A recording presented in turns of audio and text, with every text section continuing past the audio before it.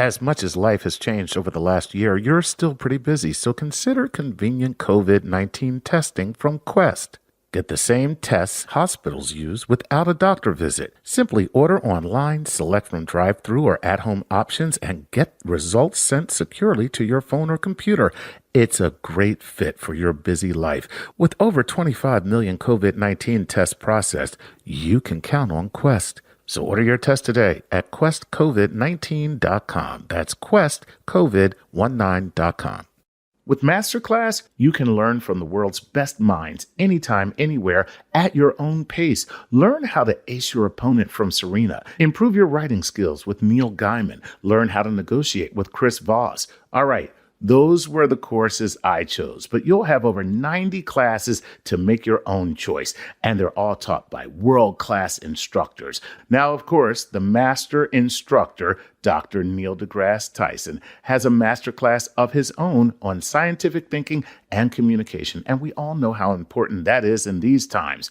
I'm not the only one who's benefiting from my masterclass. My brother is an avid tennis player, and I sent him the gift of a subscription so he could get schooled by Serena. Did I tell him that it was a part of my subscription? Well, let's just say the answer rhymes with ho, ho, ho. From learning how to write anything from a book to a screenplay, to communicating with your boss, to how to make dinner worthy of a Michelin star or just the best scrambled eggs this side of a jumpy chicken, there's a master class for you.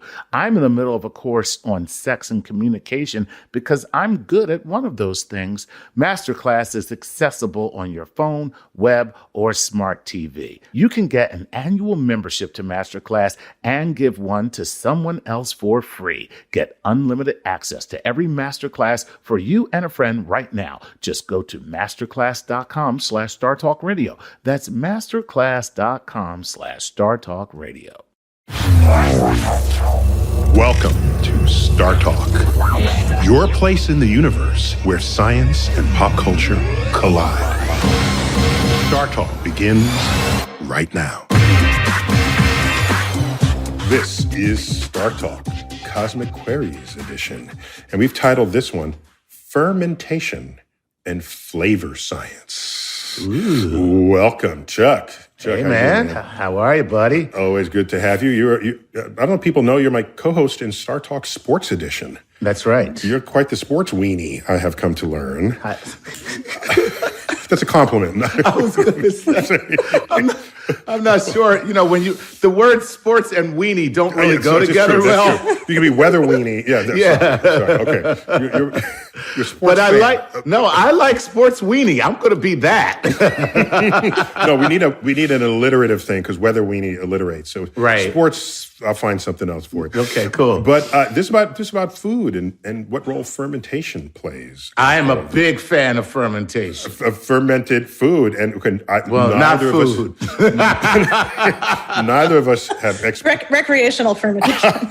Neither of us has expertise in this, but we got someone from the Star Talk Rolodex. Yeah, Dr. Arielle Johnson. Arielle, welcome back to Star Talk. Thanks so much for having me back. I think you were last on the show in a live Star Talk Live. I think it was in New York City Town Hall. I believe it was. Well, excellent. Well, thanks for coming back. And, thanks so much for having me back. And we did a whole show on food. Let me remind people who you are if you didn't either attend or see that episode. You have a PhD in agricultural and environmental chemistry, This is true. Very cool. I'm glad it's true. Thank you for verifying. Our crack team of researchers came up with that. Good job. Our investigative reporters found this about you. You're science officer for Good Eats on the Food Network, and you're a food writer with stuff published in the Lucky Peach, I think, LA Times, and there's one here called Mold Magazine. That's Mold a thing? Magazine. It's a speculational magazine about the future of food. So if you're into food or design, it's a pretty excellent read. Quite frankly, I don't think you're speculating when you call it mold. That's just something. It's like, I'm not picking up that magazine.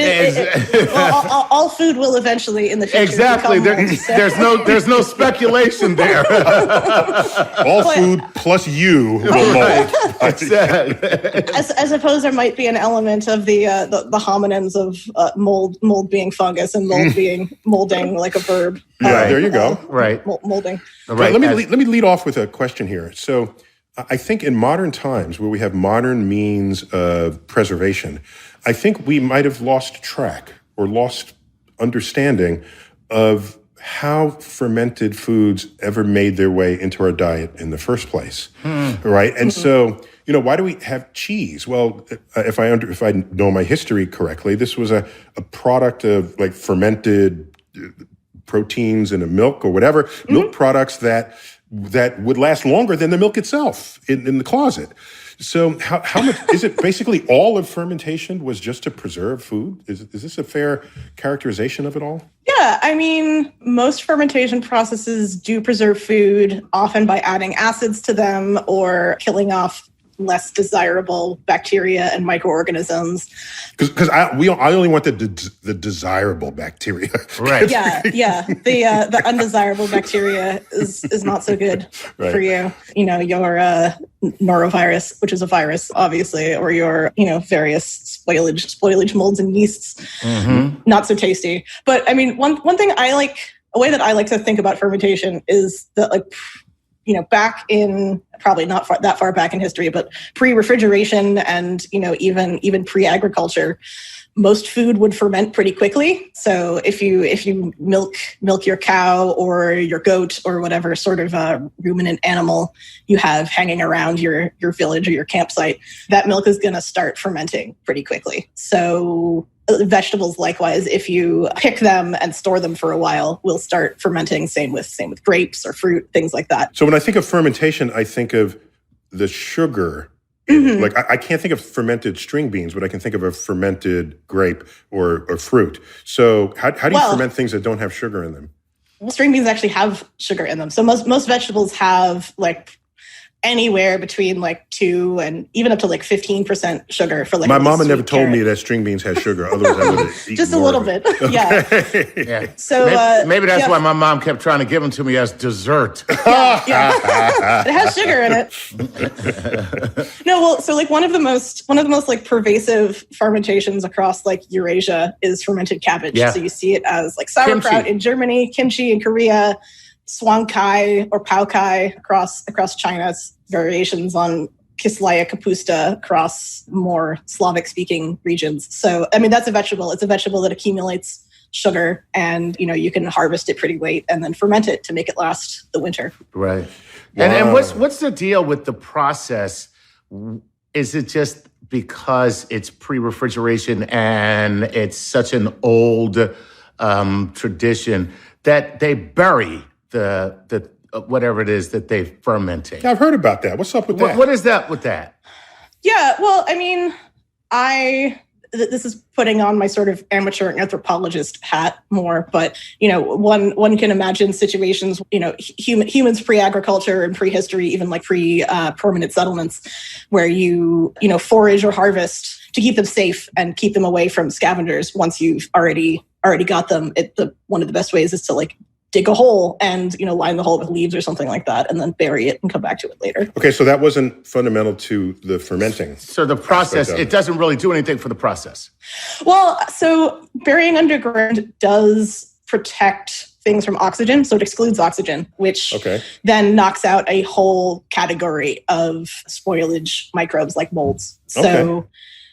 So, I mean, if we're talking about fermented fruits or vegetables, that'll often be lactic acid bacteria, and most lactic acid bacteria doesn't need oxygen. Some of them don't like oxygen at all. So if you this is a way to tune the microbial cocktail for what it is that comes out the other end. It's sort of like cooperative microbe farming, nudging it in a certain direction.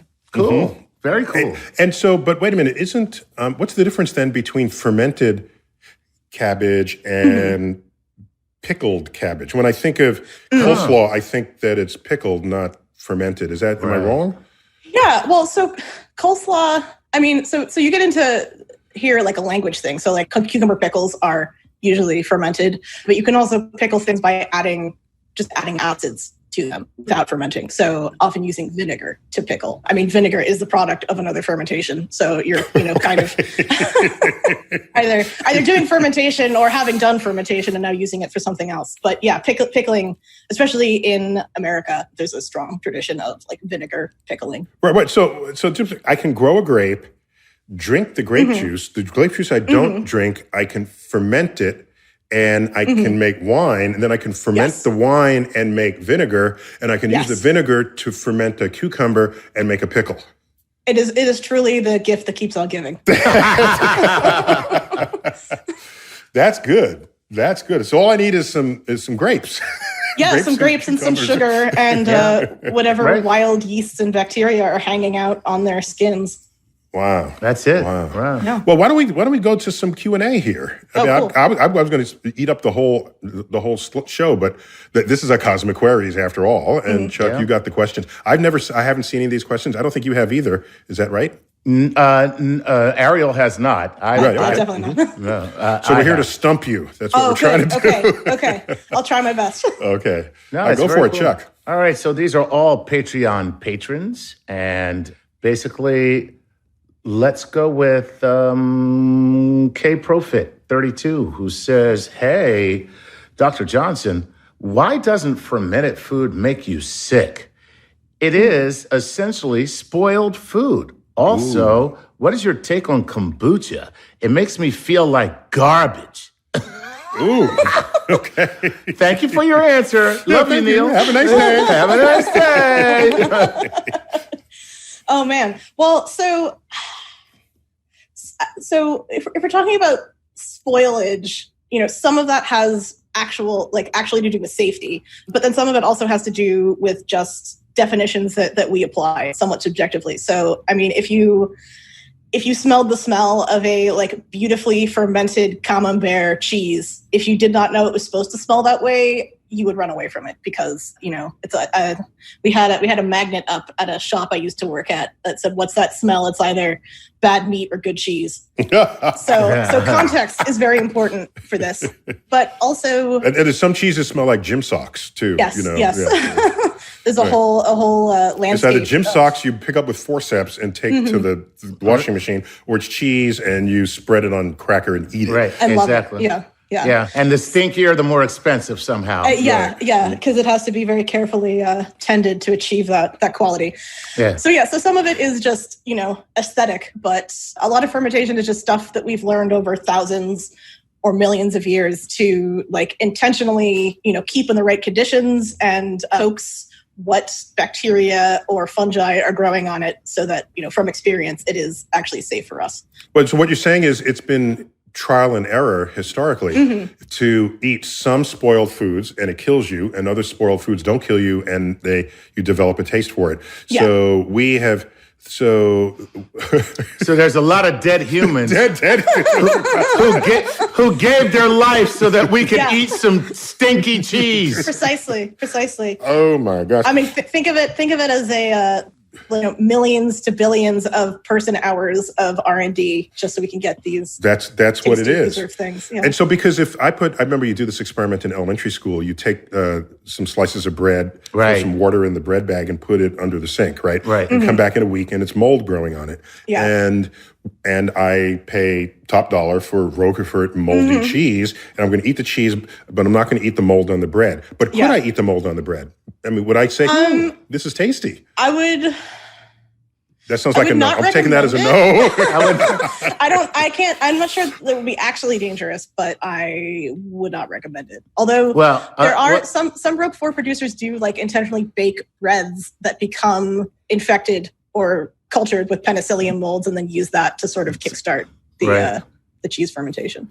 Well, if you grow up in a household like mine and you have a great grandmother who was born at the turn of the last century, moldy bread just means this part gets cut out, and now you got some good bread to eat. Good bread. Wow. So tell me about kombucha. Kombucha, yeah. Well, so kombucha is... First of all, wait, can you please, what is it? Yes. Yeah. So kombucha is basically fermented tea. More technically, you start with a sweetened tea, so tea and sugar and water, and then you use a special culture of microbes called a SCOBY, a symbiotic colony of bacteria and yeasts. So it's alcohol-producing yeasts and acetic acid-producing bacteria that all live together. Basically, what happens is that the yeasts in the SCOBY ferment the sugars in the sweetened tea into alcohol, and then the acetic bacteria munch on that alcohol and create acetic acid, which you might also know as vinegar. And the bacteria also they call them exopolysaccharides. It's basically like goop. So everything floats together in this sort of like mushroom-looking cellulose-based raft. Wait. So what chemical is responsible for the hair that grows on your chest after you drink this stuff? Yeah, and why? Which chemical is that? I mean, I'm guessing testosterone, but and who wants to? Why? What is this for? Well, why? It can be when made correctly, tangy and fizzy and delicious. Really? Yeah. I had it once. My brother served it to me once. It was like I didn't mind having it once, but twice was not happening. Yeah. Right. There's some bad renditions out there, but there are also very good renditions of it. He paid money for it. He paid real money for his stash. So you're saying that it is so first of all, I saw a video, I didn't hear. I saw a video on YouTube, and the woman on the video was trying to show us how to make kombucha. And her first step was, well, you have to find somebody who has kombucha so that you can get their SCOBY. Yes.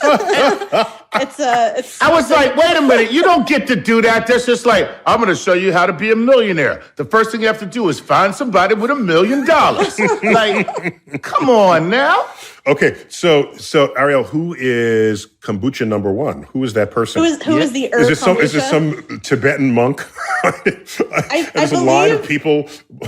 Probably northern China, although I am not totally sure. But so there's some fermentations where like it'll just happen if you like store it correctly, and some like kombucha or kefir is another one where some colony was established many years ago and worked so well that people held onto it and passed it. So we need a kombucha map where you can choose where you get your kombucha cocktail. Yeah.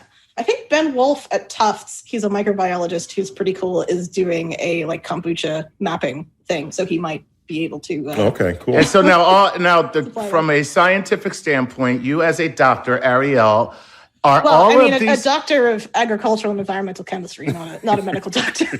Okay, that is clear. Don't worry. If somebody has a heart attack in a restaurant, I will not call you. I have given the Heimlich maneuver in a restaurant before. Okay, right on. Yeah. So no, are any of the claims to these fantastical claims that kombucha supposedly these benefits, are any of them true, or is it more lore?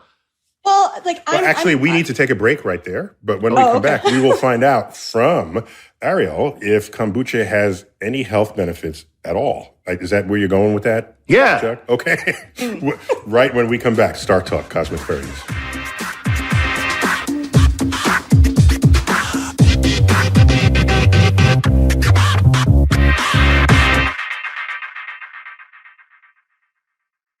Exploring the secrets of the cosmos is a fascinating pursuit, but have you discovered the vast and incredible potential of your own mind? Introducing Advanced Nootropic Formula from V-Thrive, the Vitamin Shop brand. Available at vitaminshop.com or your local Vitamin Shop store. This stimulant-free formula supports cognitive function, neuron development and repair, and brain-derived nootropic factor to promote the survival of existing neurons and encourage growth of new synapses. Non-GMO Advanced Nootropic Formula features clinically studied ingredients like Synapsa for peak cognitive performance, Cognizant for mental energy, focus, and attention, and clinically proven in extras so you can stay extra sharp. In fact, you may experience an improvement in alertness for up to 5 hours. As always, all V-Thrive, the Vitamin Shop brand products, are simply clean with no magnesium, stearate, stearic acid, or titanium dioxide. Advanced Nootropic Formula comes with a quality promise you can trust with ingredient purity and potency verified by independent third-party labs.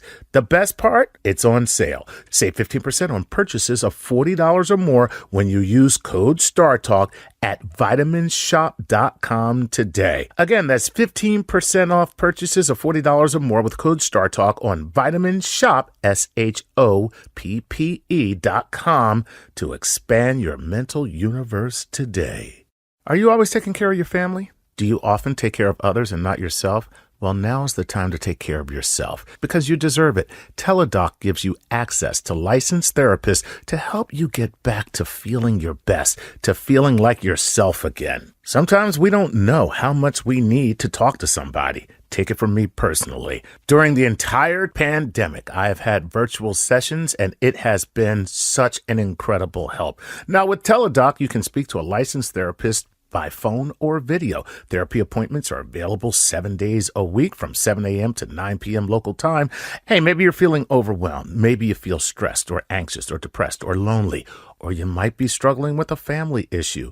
Teladoc can help. No need to wait months to get a therapist. Teladoc is committed to facilitating great therapeutic matches, so they make it easy to change counselors if needed for free. Teladoc therapy is available through most insurance or employers, and individual plans are also available. Download the app or visit teladoc.com/StarTalk today to get started. TELADOC.com/StarTalk.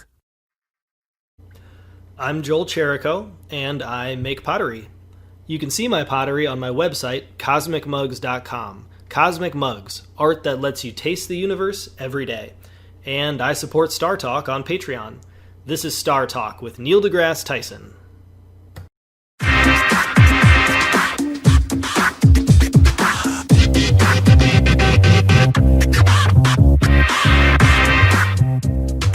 We're back. Star Talk, Cosmic Queries. Chuck Nice. Hey, buddy.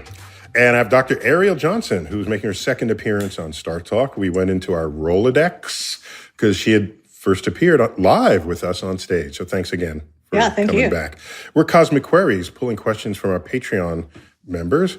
And we left off with a question about kombucha. And I've only been offered kombucha from food health people. Right? Right. And they're making claims about it. And then I tasted it and I say, okay, the risk reward there is not good enough for me. Whatever is not helping me in life, the taste of that is worse. All right. So could you just comment on why people drink it, and is it for the flavor, or they're expecting some magic healing to happen? Yeah. I mean, so personally, like, I'm pretty skeptical of any like claims that any food is a panacea. You know, as those are the kind of claims we get for a lot of foods now. Except kale. Kale. Come on, Arielle. Kale cures all. Chuck, I'm done with kale. I'm ready for the next vegetable to come along. I'm ready. Okay, so go on. Oh, so to my knowledge, there's been a few, but not extensive studies of kombucha, particularly as a probiotic. So, our guts are full of bacteria. We have more bacterial cells in our body than human cells, and we use them to help us digest stuff and stay healthy. So there's some idea that bears out in data that kombucha can contribute live bacteria that is helpful to your gut. Okay. I think some people do drink it out of a sense of, kind of an elixir of health. I'm not sure that's borne out by any peer-reviewed science. And a lot of people actually do drink it for taste. I'm just saying, if there's a lemonade in front of me and kombucha, I'm reaching for the lemonade. That's fair. No, that's totally fair. I mean, when I was working at Noma, a restaurant in Copenhagen, we actually did a lot of... it's like one of the most famous restaurants in the world. Very, very. Yes. Okay. Uh-huh. I was working there we had a fermentation lab, but we made a lot of kombuchas specifically for the menu for flavor. So we'd use things like elderflower or like heirloom apples and things like that, and would transform them to become acidic and tasty for things. So it is definitely a flavor thing as well. So you're basically a food chemist. That's really what you Yeah. Right, so right. I mean, my like track was food and wine chemistry, and my dissertation focused on flavor chemistry, and that's mostly what I do now. I mean, sort of publicly. Wow. Flavor chemistry. Yeah. It's my That is the best use of science I've heard. Thank you. In a long time. Let me just tell you right now, that is stellar. Good, Okay. Yeah. Well, all right. Give me another one, Chuck. Here we go. This is Matt Harefield, and Matt says, I've heard about elephants and other mammals becoming intoxicated from consuming fermented fruit. How common is fermentation in the wild? And what causes it? Are mammals the only ones who partake? Well, Good question. By the way, let me just very quickly, there's a very cool alcoholic squirrel in my neighborhood. And and we only see him at Halloween. We had to stop leaving the pumpkins out because the squirrel, you leave the pumpkin out for a while. A week later, the pumpkin's still out there. Squirrel comes up, eats the pumpkin, and then you just see him kind of like wobbling around the neighborhood. He's just wobbling around the neighborhood like, yo, what's up? What's up? Hey, what's up? Hey, what's up? Hey, you got any Lucy's? Can I get $1 for some cigarettes? Can I get $1 for some cigarettes? So anyway, go ahead. Chuck lives in the zoo, the Philadelphia Zoo. Well, so pretty much any fermentation we do intentionally now started as like an accident or just sort of like the course of nature and, the microbiome of wild microorganisms that are out living on things. So yes, spontaneous fermentation of fruits happens like all the time. We're able to make wine because the yeasts that create alcohol actually live on the skins of grapes. I mean, now a lot of wine is made with inoculated yeast, but for, most of the history of wine, which goes back at least 8,000 years. Wow. Was a wild fermentation with this yeast that was just. But is there enough? Okay, so the first fermentation is the yeast turning the grape sugars into alcohol. Mm-hmm. So is there enough alcohol in a fermented fruit to make mammals go shit-faced? Even a fruit that gets to like 2 or 3% alcohol, fruits can get much more alcoholic than that. If you're a small enough animal or you eat enough of it, can make you quite tipsy. I've also heard the stories about elephants. I think there was like a TikTok video going around of a pigeon that had eaten too many fermented apples and was just sort of like lying, right, face planted on the ground. That was Chuck's backyard. All his animals were. Every animal in my backyard is absolutely plastered. Okay. I think you might be feeding them intentionally for the comedic effect. Okay, so you don't have to be a mammal because birds aren't mammals. No, but, I'm speculating here. This is getting sort of to the outer reaches of my specific knowledge, but I mean, ethyl alcohol, the product of alcoholic fermentation, acts on central nervous systems, and many animals' central nervous systems have a lot of stuff in common. So, especially vertebrate animals, I guess. Yeah. Mm-hmm. I mean, other molecules like nicotine from tobacco work on, various animals' nervous systems, including like insects, actually, but they don't have. Okay. But yeah, so I would imagine most mammals can get plastered from fun fruit. Wow. Okay. Nice. All right, Chuck, give me another one. Shoot, I'm ready to go get drunk with an elephant now. Elephant. Yeah. All right. This is Luke. I wonder if the elephants start telling jokes. Where does a 900-pound human sit? Or whatever. It's the 900-pound human in the middle of the room, guys. I feel like they'd be very cuddly. That might be fun. Yeah. Let me tell you something. That's the scariest thing I've heard is an elephant trying to cuddle you. Let me tell you, I just see shades of mice and men. Anyway, Luke Jabicki says this, or Gabicki, one or the other. He says, I have a jar of pickled sausages that says it never needs refrigeration. How does that work without spoiling? Is it safe to eat? And for how long? So that's a great question, because sometimes you think that those jars say that because they are vacuum packed and that it doesn't need refrigeration for storage. But once you open it, perhaps you do. But what is the difference? Or for me, I've never seen anything in vinegar that said must refrigerate. True. So vinegar must have some magic preservative power. Yeah, acetic acid is quite toxic to most microorganisms. That's the active acid in vinegar. Yeah. So acetic acid itself is quite toxic, and the low pH also inhibits most microbes. So it really is just a natural preservative. Yeah, definitely. I mean, if it's a jar, I can't tell from Wait, that just to be question clear. if it's- But just to be clear, so high acid gives you the low pH. So that's yes, high acid one and the gives you same low thing. pH. Yeah, It's one and the same. It's not high acid and low pH. No, that is the same thing. Good. Well, actually, so technically, getting into some chemistry, the acetic acid molecule, only about like 1 in 10,000 of them actually is acidic.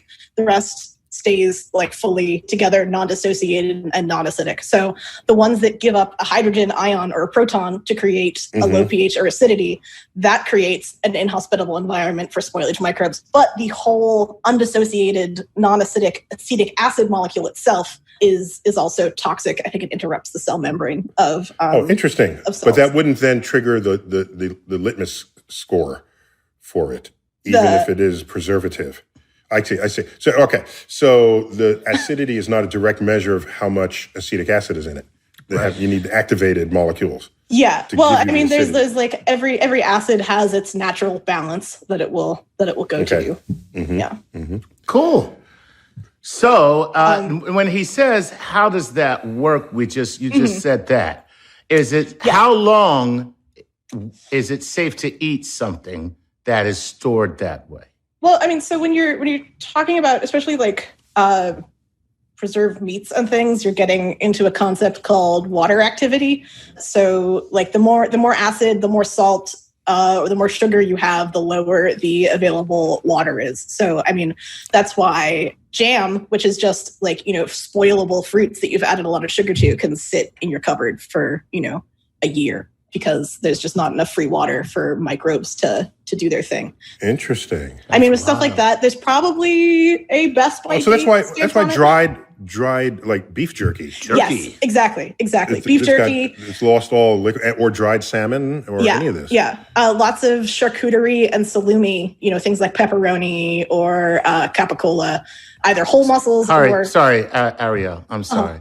I'm from Philadelphia. It's not capicola. Sorry, gabagool. Thank you. Just wanted to be intelligible to as many people as possible. Yes, I also ascribe to the school of gabagool. We need Chuck's hood to still understand the conversation. all his peeps back in the hood. They would never let me. Nobody would ever let me live down capicola. I can't let that happen. Well, let me invert the question. What do you know is not turned off by the high acid vinegar solution that would still grow regardless? Oh, that's cool. Yeah. Just to invert the question. There's plenty of like extremophile microbes out there. So, love high acid. High acid or high salt. For the most part, if you're adding a lot of salt to stuff, that excludes most microbes. But then like soy sauce, which usually ferment at like 12 to 20% salt, which is like super high. There's an extremophile yeast called Zygosaccharomyces ruxii that like loves that level of salt and actually contributes to the flavor. That's a badass name. Yeah. It really is. Let me hear that again. Say it again. Zygosaccharomyces ruxii. Man. Nice. You know what? You just sound like you casted a spell on something. It does. That's a very Harry Potter soy spell. sauce flavor. That was a witch spell right there. Exactly. Yeah, thank you. So now, when you say that that bacteria loves it and adds to the flavor, so will it ultimately spoil the soy sauce, or does it just enhance the soy sauce? That one's generally not a spoilage microbe. Okay. I mean, I suppose like it just produces like alcohol and flavor molecules. Gotcha. Off the top of my head, I can't think of any really significant like high acid, high salt tolerant spoilage microbes. A real microbiologist might be mad at me right now for not identifying one, but mostly you don't have like a ton to worry about. And like what you should be looking out for like unrefrigerated things possibly going bad would be like off smells be there, or like visible mold. Visible mold, yeah. Oh, that should always be a sign. I don't have a degree in anything chemistry, but I'm pretty sure that's a good sign you don't eat it. Well, I mean, up until Pasteur, that's how everyone knew that something was going bad. Yeah. Yeah, it's just like, this bread is hairy. Yeah. All right, I'm gonna pass. All right, cool. Smart. All right, give me another one before we could go to break. Okay, all right. Hi, Arielle. Hi, Neil. Often we hear of the words Wait, fermentation. they didn't say hi to you, Chuck? They did not. Oh, that's Cole. That is Cole. Okay, and who is it? Who's the person? You know what? Here's the thing. They don't even. Oh, nope. Here it is. Their name was on the previous page. It's Avinav Abraham. So Okay. Avinav Abraham, who clearly doesn't like me. So, but you know what? I read everybody's question. It doesn't make a difference how you feel about That me. is so sweet of you. Okay. Right. What's the question? I'm the Joe Biden of cosmic queries. Okay, here we go. Hi, Arielle. Hi, Neil. Often we hear of the words fermentation with regards to preserving food and making alcohol with the help of microorganisms. But what precautions are needed to take with respect to the fermentation process so that the next time I'm making my homemade wine, I don't end up creating some super bug that will further harm this current scenario. Or ferment the world. Actually, we just ran out of time, but we'll come back in the third segment. We'll lead off with the answer to that question on Star Talk, Cosmic Queries, the Fermentation Edition.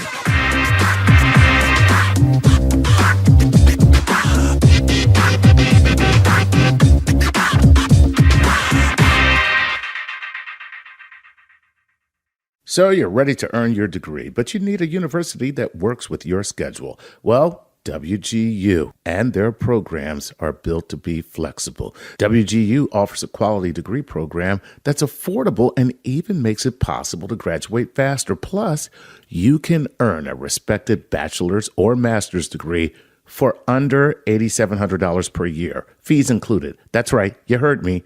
That is the correct, $8,700 per year. Let your experience and dedication help you earn your degree faster. See what WGU's competency-based programs can offer you. With no set login times and 24/7 access to most coursework, you can really earn a respected bachelor's or master's degree on your own schedule.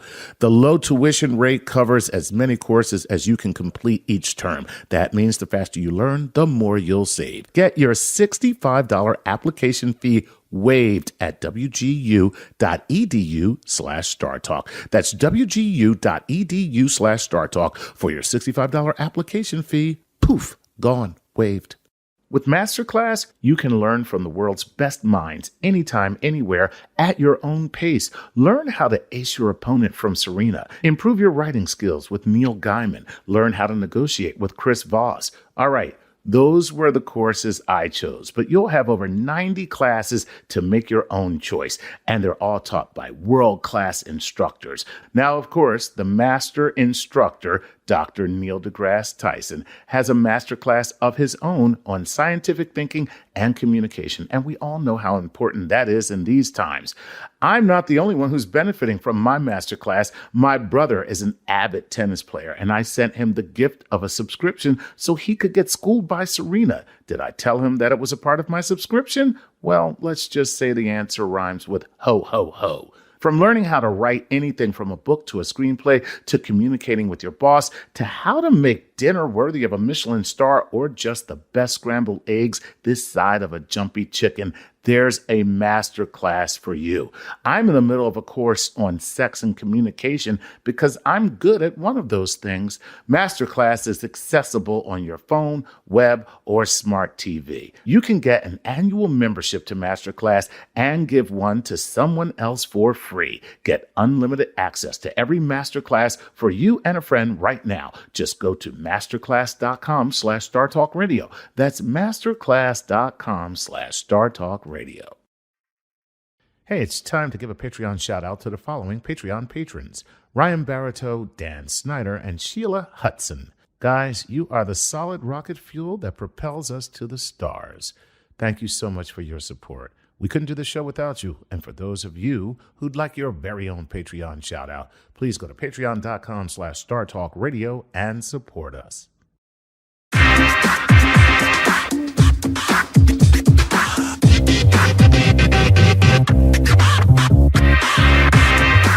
We're back. Cosmic Queries, food and fermentation. What does it all mean? Why do we do it? And we just blame Arielle for everything that's happening. Yay!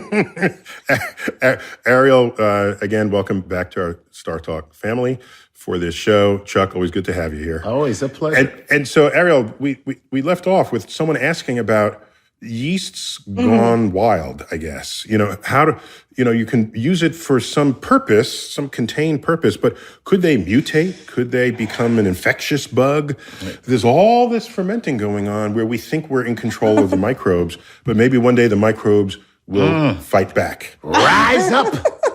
Well, this is well outside the scope of the time that we have. For anyone that's interested in getting into that much more like philosophically, Heather Paxson is a science and technology studies scholar at MIT and has really interesting work on what she calls microbiopolitics that talks a lot about this stuff. Whoa, that's a thing? That's a phrase? So, but getting back to the subject of the question, so microorganisms are constantly mutating and evolving. I mean, random mutation is what drives evolution, and microbes are constantly, mutating and swapping genes and trying new stuff out to like better adapt to their environments. So that's just going to happen anyway. As we are currently all living as a reality right now. Our fitness for this particular environmental stressor. And I just have to clarify something because it's a common misconception. It's not that the bacteria are trying to survive by experimenting. It's that they are always experimenting. Right. And if you have a change in the environment, it kills everything that can't survive it. And so it's not like, the environment changed, let me adapt. No, nothing adapts.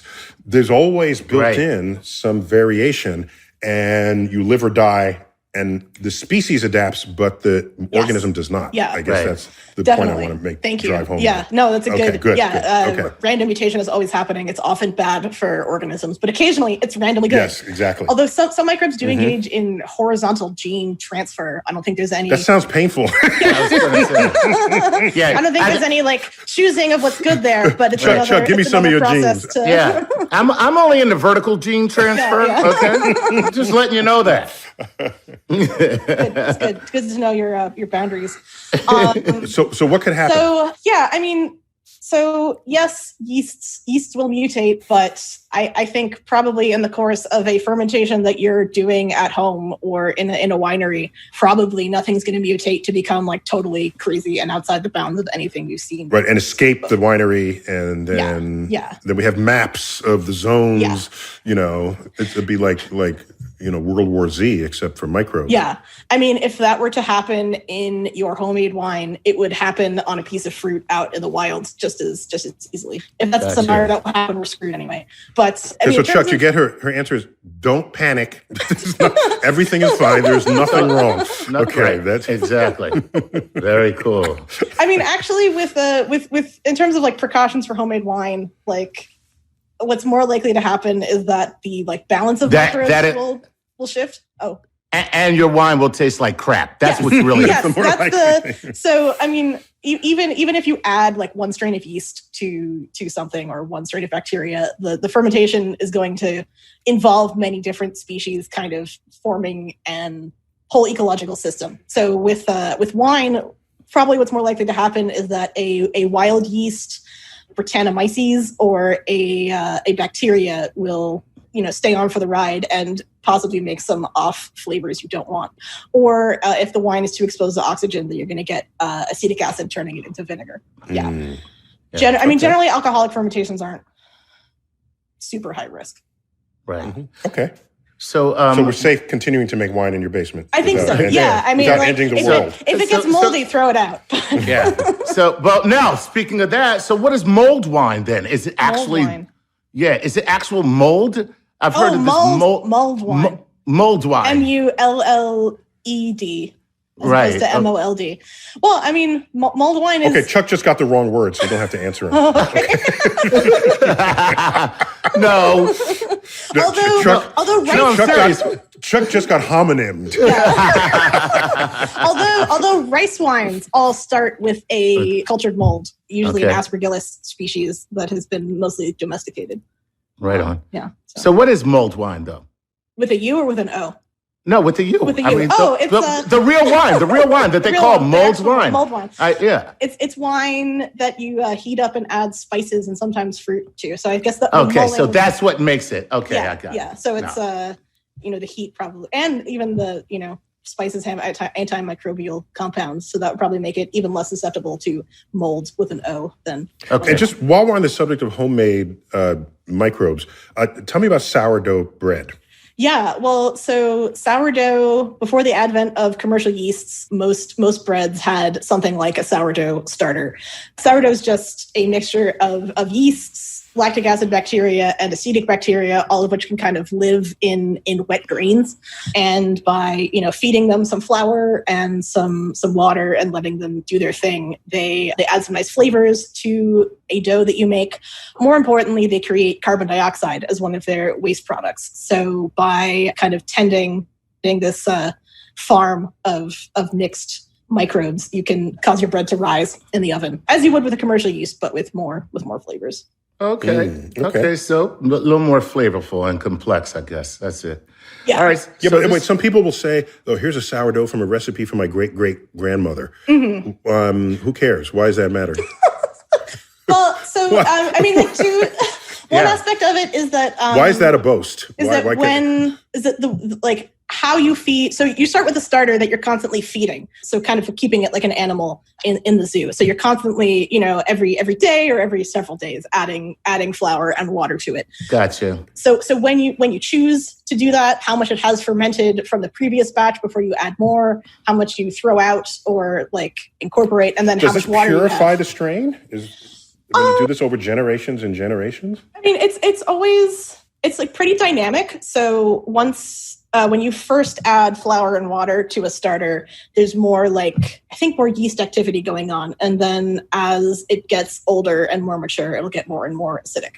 Mm-hmm. So then when you feed it, and then when the number of hours that you let pass between feeding and actually making it into bread can have a huge effect on flavor and rise. Okay. So the protocol that you follow that your grandmother figured out can actually be a pretty big deal. So this is the new title of a movie, The Sourdough Protocol. That's nice. A new Mission Impossible. Yeah. Right. The Sourdough Protocol. With French bakers. Yes. All right. Chuck, give me another one. Here's Joy Pinheiro Denise, who says this. I love you guys, Dr. Tyson, Dr. Johnson, and Dr. Nice. Okay, see, she made up for the other one, yeah. Yeah, thank you. Yeah, so take that, Anivav. She goes, my question is, given the state of the world when it comes to land shortage for growing crops, is there a way to genetically produce an easily grown hardy crop with high yield that contains the perfect amount of vitamins and minerals, amino acids and proteins, basically a living version of what they eat on the Nebuchadnezzar hover ship in the Matrix?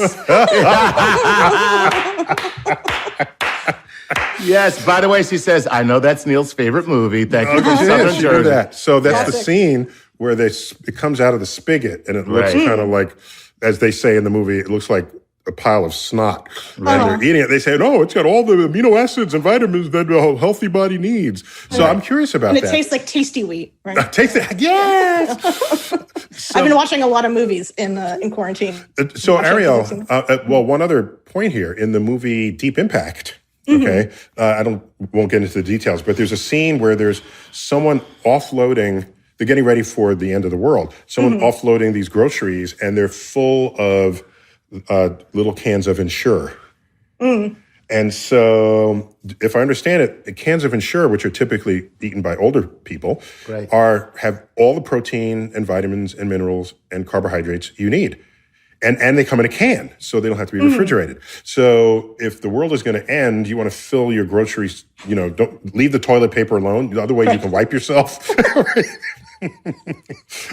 So a good question is there some garden mixture of foods?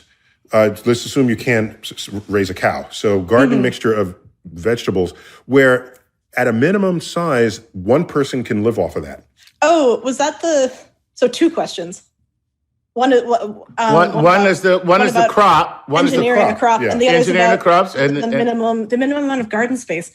I am not really sure what the minimum amount of garden space to translate into edible calories and nutrients is. I know that, for example, like one chestnut tree might be able to, at maturity, provide enough carbohydrates to keep one person fed for a year. I mean, setting aside the apocalyptic scenarios where you would actually just have to have, single cell protein tasty wheat, generally the most like nutritious and resilient systems that you should be trying to plan for the apocalypse would be like fairly biodiverse ones. So like growing as many plants together as possible. Humans are pretty interesting in their ability to like get nutrition from lots of different things. We're omnivores, but we're omnivores that can make our diets out of nearly anything. So we interviewed the creator and founder of Soylent. This liquid, and this is this one, it's your entire meal in a cup. Yeah. And it's people. You can live off of that. I was counting down the seconds to see how long it would take you. This is Soylent Blue, not Soylent Green. Just to make that clear. Right. But it's the worst part of people. So what intrigued me was he can make the exact ingredients that you need, but he wanted it to be more friendly to the ecosystem and wanted to infuse it with sort of base amino acids from as low on the food chain as he could go. And I was very intrigued by that as at least as a goal. Yeah. Well, I know. There's a lot of people interested in algae. Yeah, for example, exactly. As sources of both proteins and fats, because fats are actually pretty important dietarily, especially if you're eating a lot of protein. Yeah, so there's definitely a lot of research happening on that. We may be seeing a future where we have gigantic tanks of algae that we then harvest and eat. Now that's nasty. Tanks of algae. Yeah. Please, sir. Well, I mean, got some more. Yeah. That would be the most brutal version of a future Okay. food scenario. Just kill me, okay? I'm going on record. Just kill me. That's a thin gruel I never want to have to eat. Yeah, the word vat and the word algae together in the same sentence. So nasty. All right. Chuck, we got time maybe for one more question. Go. All right, let's get to a chemistry question from Douglas Stern, who says, has NASA used chemistry to ferment foods that astronauts eat in order to help them maintain better health while visiting the International Space Station? Or would consuming artificial supplements just be an easier route? Live long and prosper. Oh, nice. Nice. So what do you know about the ISS? I can tell you what I know about it. Oh, yeah. I know a little bit, but you probably know more. There are enough supply ships to the ISS. They just wait for the burger to come up. By the way, they're getting cosmic Uber Eats. Uber Eats. They're getting cosmic Uber Eats at the ISS, buddy. Okay. No. Space Grubhub. That's what we're talking about. It's the long-term voyages where they're really thinking about this, where you don't have a supply chain to it. 9 months to Mars, 2 months on location, coming back, you're away for 3 years. Right. So I don't know if they're leaning towards just preserved food or salt preserved, desiccated food or the problem is liquid weighs a lot. Yes. Relative to other things. And so if you need a big vat of your pickles and it's liquid holding them, I don't know that would be a first choice. Right. No, I mean, on the subject, I actually was, I guess in 2017, I went to a workshop at Johnson Space Center, specifically on in Houston, open sourcing. Wait, no, Kennedy the one in Florida. Kennedy. Kennedy, that'd be Kennedy Space Center. Johnson. Yes. Yeah, Kennedy, my bad. About sort of what open source could do to think about food in space. So I know that, they're doing plant growth experiments at NASA, and they will actually bring up seeds and water and grow, 4 tomatoes and 1 strawberry. And that will be your, obviously not a big nutritional component of it's an a start. Diet, but it's important. It's good for morale. It's a start. Yeah. And it's much better than a poop potato. So. Although I don't know, after however many weeks, I think those poop potatoes would start looking pretty good. Yeah. As Pinocchio says in the original book, Hunger makes the best sauce. Indeed. Wow. Wow. I love that. Yeah. So in terms of like fermentation, I don't think NASA is doing much with fermentation, if only because they try to not send as many any microbes up into space. They try to sterilize things to avoid contamination. Okay, that's very, very, very important and excellent point, I would think. But we got to wrap this up. Let me end with a question. Is there a frontier of fermentation where you'll show up one day, here's a newly fermented thing that didn't previously exist in the food catalogs?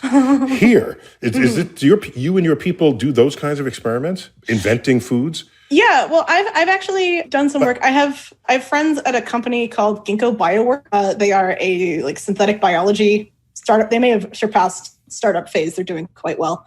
But so what they do is engineer microbes to do interesting things. And they had some cool strains of yeasts, some yeasts that were producing carotenoids, which are orange pigments in flowers and grass and carrots that are actually the precursors to a lot of interesting like fruity flavors.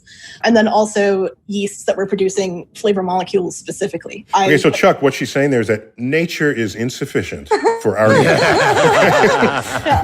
There's some flavors we need. There's some we're just do it ourselves. Yeah. Right? So I and their creative director, Christina Agapakis, who's pretty awesome, got together and we're making some fermented foods with these totally brand new, super flavor molecule producing strains. Okay, so if you don't exist the next time we invite you, it's because it's one of those experiments. Right? Okay. I will have created the superbug that it's like, try this. Yeah. Okay, sure. All right, we got to end it there, unfortunately. Okay. But Arielle Johnson, very delighted to have you back on. Oh, delighted to be here. Thanks for all the great questions. We'll surely find another excuse to bring you back. Chuck, I'm glad we now can pronounce words correctly as they do in Philadelphia. Yes. Yeah. I still can't pronounce names correctly, but at least we know that Capicola is gabagool. Gabagool for life. Yeah. All right. This has been Cosmic Queries, the Fermentation edition. I'm Neil deGrasse Tyson, always bidding you to keep looking up.